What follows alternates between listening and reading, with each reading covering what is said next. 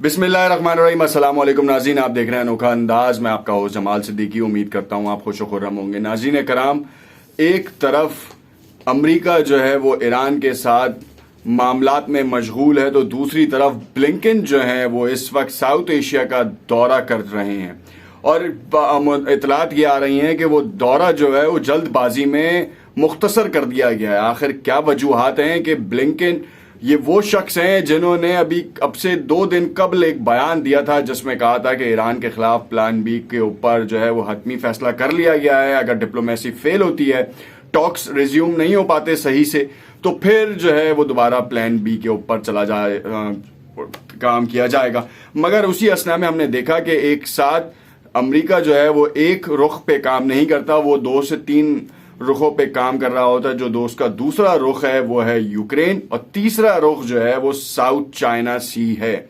और इसी के चलते हुए आसियान से ताल्लुकात बढ़ाने के लिए और चाइना पे प्रेशर डालने के लिए, क्योंकि चाइना ने सबसे ज्यादा पावर किया है ईरान को रशिया की बैक के साथ। और यहां पर आपको बताता चलूं कि यूक्रेन में रशिया से और चाइना से जो उनका साउथ चाइना पोर्ट है, बेसिकली उसको रोकने के लिए काम किया जा रहा है। बड़ी एक खतरनाक सी सूरत हाल है, अमेरिका फंसता जा रहा है। ईरानियन चीफ के बयान ने वैसे ही अमेरिका को चुप साध लेने में मदद दी है और यही वो वजह है जिसकी वजह से ब्लिंकन ने अपना दौरा मुख्तसर कर दिया। कहानी क्या है, किस हवाले से, कौन से मुल्क जो हैं वो इसमें शामिल हो रहे हैं जो चाइना के ऊपर प्रेशराइज करने के लिए तैयार हैं। दूसरी जानिब यूक्रेन के मामले के ऊपर रशिया ने 1,75,000 फौजी बॉर्डर पे क्या उतारे, अमेरिका ने चुप साध ली। दूसरी जानिब वियना टॉक्स के ऊपर सैंक्शंस के हवाले से बातचीत चल रही थी, मगर इसराइल ने अपना इन्फ्लुएंस जाहिर करना शुरू किया। मोसाद का चीफ हो या फिर डिफेंस मिनिस्टर, दोनों ने जाकर नेट प्राइस स्पोक्स पर्सन के साथ मुलाकात की है और ब्लिंकन के साथ भी जो है वो उनकी मीटिंग हुई है वर्चुअल कॉन्फ्रेंस के ऊपर। बाइडेन इंतजामिया का मुश्तरका एलामिया जो सामने आया उसने तहलका तो मचाया, मगर जब इसी असना में जब आर्मी चीफ ऑफ ईरान का बयान सामने आया तो उन्होंने चुप साध लेना बेहतर समझा। ब्लिंकन ने दौरा मुख्तसर कर दिया। ताइवान को लेके बड़ी ही हलचल मचाई जा रही है। थाईलैंड में का दौरा था, इंडोनेशिया, मलेशिया, इन सब से ताल्लुकात बहाल करने के ऊपर बात की जा रही थी और आसियान के साथ जो है वो फरोग देने की बात की जा रही थी। और कहा जा रहा था कि बाइडेन का मंशूर है कि वो साउथ एशिया के रीजन में अपना पेनिट्रेशन बढ़ाएं, कारोबार को वसअत दें। क्योंकि चाइना को रोकना है। अपने इस वीलॉग में तफसील से बात करेंगे, देखेंगे क्या कहानी है, कहां से हम ये रिपोर्ट कर रहे हैं। आपको फैक्ट्स एंड फिगर्स के ऊपर तो आपको बताते ही चलते हैं हर बार, और ये चीजें आपको बताने से कबल नए आने वाले नाज़रीन से इल्तमास करेंगे कि अगर चैनल को सब्सक्राइब कर लें तो बेहतर है, और अच्छा लगे तो लाइक एंड शेयर जरूर कीजिएगा, कमेंट में अपनी राय से जरूर आगाह कीजिएगा। आपको बताते चलें यहाँ पर आपको कि इस वक्त जो खित्ते में सबसे बड़ा जो मसला चल रहा है चाइना के साथ वो ये है कि अमेरिका इनके साथ के जो मुल्क हैं उनको अपने दस्तरस में करने की कोशिशों में मसरूफ है। कंबोडिया हो, थाईलैंड हो, इंडोनेशिया हो, मलेशिया हो या फिलिपीन हो।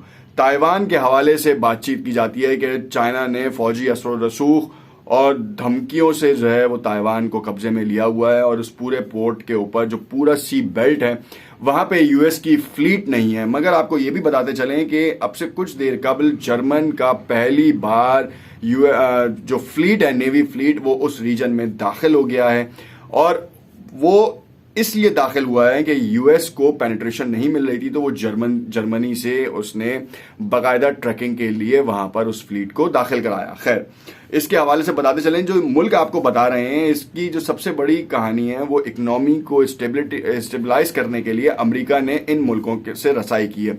ब्लिंकन ने अपना दौरा मुख्तसर किया। मुख्तसर करने की जो इत्तलात हैं वो अल अरेबिया से भी आपको बताते चलें कि US secretary of state Antony Blinken has cut short his trip to South Asia due to COVID among his traveling party, a State Department official said on Wednesday. The decision was made to mitigate the COVID risk and prioritize health and safety, and Blinken had expressed by phone his deep regard to the foreign minister of Thailand, where he was due to attend meetings on Thursday, State Department spokesperson Ned Price said. ये वही net price है जिसने statement दिया था Mossad के chief से मिलने के बाद और कहा था कि फिजाई बमबारी करेंगे बाकायदा तौर पर ईरान में और उससे कबल मशकें की जाएंगी। फिर दूसरी जानिब आपको ये भी मालूम हुआ कि नफ्ताली बेनेट उन्होंने यूएई का दौरा किया, तमाम रियासतों में, उनकी 2 रियासतों में वो गए हैं, वहां पर सिफारत खाने से मुताल्लिक बातचीत हो, बिजनेस के फरोग देने से मुताल्लिक बातचीत हो। फिर दूसरी जानिब सऊदी अरब जो है वो कूदा मैदान में और उन्होंने भी अपने तहफ़्फ़ुज़ात का इजहार किया ईरान के लिए। हालांकि आपको बताते चलें, एक सब्सक्राइबर ने भी हमसे सवाल किया था कि ईरान के पास जो है वो नफ्ताली बेनेट के आने से पहले यूएई का डेलीगेशन क्यों आया था। वो सिर्फ इसलिए आया था कि न्यूक्लियर टॉक्स के हवाले से जो है वो जो उनके मसाइल थे इसराइल के, वो यूएई चाह रहा था कि कहीं से कोई बीच का रास्ता निकाला जाए और वो हल किया जाए। मगर ईरान की तरफ से बाकायदा तौर पर कहा गया कि इसराइल से तो किसी तौर पे किसी भी कीमत पे बातचीत नहीं की जाएगी, क्योंकि ईरान ये कहता है कि इसराइल ने तो बाकायदा एक बजट एलोकेट किया है अरबों डॉलर का कि जो ईरान के एटमी हसास से उनको जो है वो रोका जाएगा। ये बहुत बड़ी बात है और ये इसके चलते हुए जब धमकी आई तो उसके बाद ईरानियन आर्मी चीफ ने जब बयान दिया कि अभी तुम बच्चे हो, तुम्हें घुस के मारेंगे और तुम्हें बताएंगे कि हम कौन हैं, हम जो है वो एक्स्ट्रा टेरिटरियल जो इश्यूज हैं वो किस तरीके से रिजॉल्व करते हैं या किस तरीके से उनको हैंडल करते हैं, इनका बहुत जल्द तुम्हें अंदाजा हो जाएगा अगर तुमने कोई सी भी हिमाकत की। और हिमाकत का जो जवाब है वो सिर्फ ये नहीं है कि वो आप अपने धोस जबरदस्ती या धमकियों से जो है काम कर लें। बात यह है कि आप आएं और आपको हम बताएंगे क्योंकि पूरे बॉर्डर्स के ऊपर हाई अलर्ट पहले ही कर दिया गया है। समंदरी हुदूद हो या फिजाई निगरानी के आलात हों, वो तमाम तनसीबात को रेड अलर्ट पे रखा गया है। साथ साथ जमीनी जो फोर्सेस हैं बाकायदा तौर पर रेड अलर्ट हैं। और जो स्लीपर सेल्स जिसके बारे में कहा जा रहा था कि ईरान में मुतहर्रिक होना शुरू हो गए हैं, उनको